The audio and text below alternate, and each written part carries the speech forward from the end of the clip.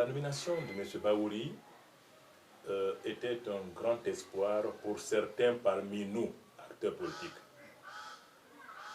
optimistes. Les pessimistes avaient d'emblée annoncé, déclaré que M. Bahouri n'allait pas faire l'affaire de la Guinée. Je peux citer notamment l'RPG et Ali Ouba, du modèle, qui, entre autres, avait dit « n'attendez rien de M. Bahouri ». L'histoire leur donne raison, malheureusement. Et moi, l'UFDG, moi personnellement, je l'avais félicité. Et mon parti, à travers une déclaration, l'Alliance UFDG-NAD avait fait une déclaration pour le féliciter et l'encourager à aller dans le sens, n'est-ce pas, à régulariser, à remettre sur les rails la transition dont la boussole, dont les aiguilles de la boussole ne permettaient plus d'avoir une vision claire. Malheureusement, nous nous sommes trompés, mais ça peut arriver. Alors, nous sommes trompés, nous ne sommes pas responsables. C'est l'homme qui a agi, ainsi, et on a vu. Donc, sa déclaration sur RFI a édifié plus d'un que M. Bahouri aurait d'autres, n'est-ce pas, objectifs que d'assister les militaires du CNRD à respecter les engagements verbaux vis-à-vis du peuple guinéen, mais également les engagements écrits avec la CEDEAO. Parce que c'est lui qui a pris la responsabilité grave d'annoncer un glissement en lieu et place des signataires. Ce qui est juridiquement pas normal. M. Bahouri, je rappelle qu'il a beau être un Premier ministre, mais avant tout c'est un civil. Il n'a pas participé au coup d'État qui a délogé M. Alpha Condé le 5 septembre. Il n'est pas membre du CNRD. Donc, je ne vois pas juridiquement en quoi il peut se permettre de remettre en cause une convention, un contrat, un engagement vis-à-vis d'un peuple, le sien, la Guinée, son peuple, alors que les acteurs du CNRD signataires, M. Doumbouya, M. Amargamara, tant d'autres, sont là. C'est eux qui avaient annoncé la naissance de cet accord avec la CEDEAO. Donc CNRD, CEDEAO.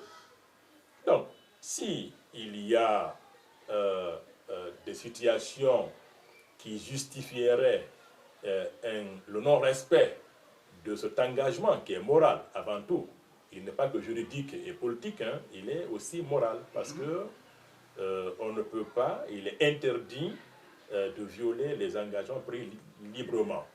Donc s'il y avait des éléments allant dans le sens de justifier un quelconque changement dans le dispositif juridico-politique et moral, donc l'accord entre CEDEAO et CNRD, c'est un des acteurs de la CEDEAO ou bien du CNRD surtout qui allait annoncer ce changement à la Guinée.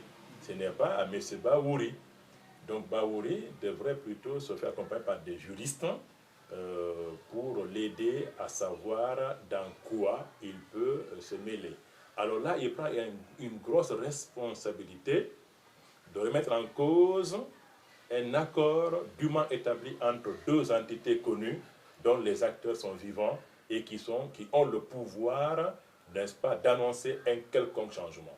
Donc les 100 jours Bahouri, c'est des 100 jours qui ont perturbé les Guinéens, qui ont créé le désespoir, qui créent des inquiétudes, qui créent la peur, parce que nous avons là un personnage politique dont on croyait venir conseiller les jeunes militaires.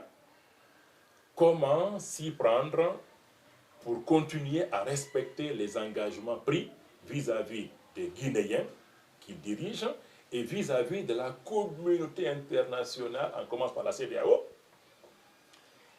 l'Union africaine, les Nations unies et d'autres puissances occidentales. Donc voilà l'analyse ou la réponse que je peux donner sur le cas Bahouri, qu'il faut aider à revenir à la raison.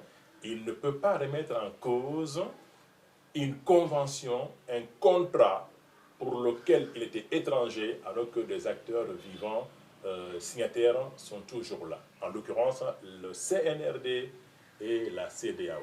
C'est créer le désordre, et le désordre est interdit par la loi, dont l'objectif vise l'ordre public à respecter. Moi, je ne peux pas dire parce que je suis diplômé de droit ou de politique, je peux aller, comment dirais-je, dans une organisation m'imposer. Non, il y a des règles quand même. La démocratie aussi, c'est le respect des lois. Les règles, elle est fondée sur ça. Ça, c'est le b.a.-ba. Le Congrès se prépare très bien. Les médias que vous êtes, certains ont fait des comptes rendus sur les tournées de Sèye Baldé en Moyenne-Guinée.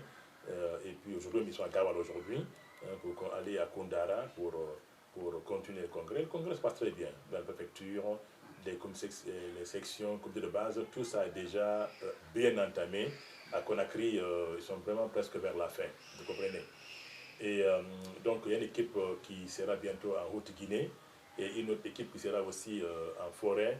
Tout ça pour mettre en place de nouvelles équipes au niveau des fédérations du parti dans ces localités-là. Maintenant, le parti se porte parfaitement bien. En Guinée ici, sans risque de me tromper, et nous sommes la seule formation politique implantée sur l'ensemble du territoire national, de Kassa à Yukonkon, de Kassa à Yomu, de Kassa, n'est-ce pas, je ne sais pas où encore. L'UFDG est partout, mais à l'extérieur également, n'est-ce pas? Donc ce parti se porte très bien. Nous avons des citoyens déterminés, engagés, dynamiques, patriotes qui sont membres de l'UFDG. Et nous sommes très heureux, on les remercie, on les encourage, parce qu'il faut quand même cela dans un pays. Maintenant, le Congrès national se prépare également. Il y aura des réunions très prochainement sur l'organisation du Congrès national qui aura lieu au mois de septembre. La date vous sera donnée, n'est-ce pas, vous les médias en primeur. Mais en attendant, nous terminons les congrès dans les différentes préfectures. Le cas Kindia aussi est sur la table.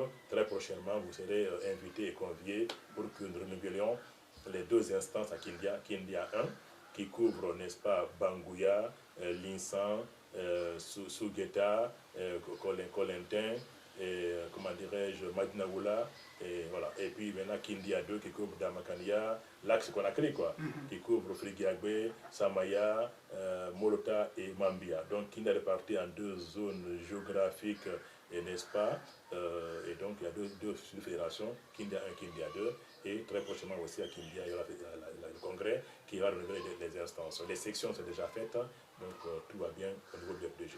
Le président sera-t-il en Guinée? Le président sera là, absolument. Ça va de soi. On ne peut pas élire un président en dehors du pays, il sera là.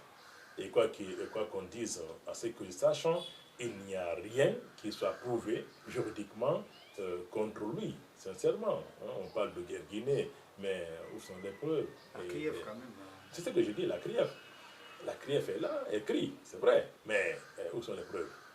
Et puis, quoi qu'il arrive, on peut se défendre devant la justice. Il ne faut pas avoir peur de la justice, ça c'est clair. On peut démonter des manœuvres politico-judiciaires devant même le juge qui s'est permis d'accepter de pareilles manipulations politiques. Ce n'est pas inquiétant. Donc, on ne peut pas tricher avec la loi. Impossible. Impossible. On peut l'affronter et dépouiller de ses failles si l'homme politique est courageux et accompagné par de grands avocats. Et ce qui est possible en Guinée et partout ailleurs. On a beau manipuler la loi, elle reste toujours la loi.